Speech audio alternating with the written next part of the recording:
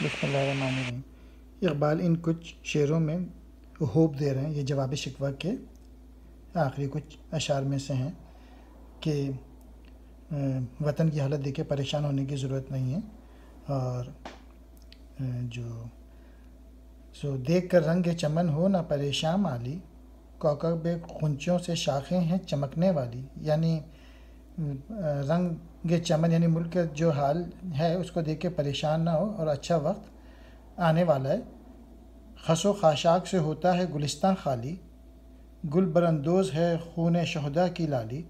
خس و خاشاک سے یعنی جو پتے ہیں، پرانے پتے ہیں، وہ سارے گلستان سے خالی ہونے والے ہیں، اور گل براندوز یعنی نئے پھول نکلنے والے ہیں، اور جو شہیدوں کا جو لہو گیا ہے اس سے اچھا وقت آئے گا۔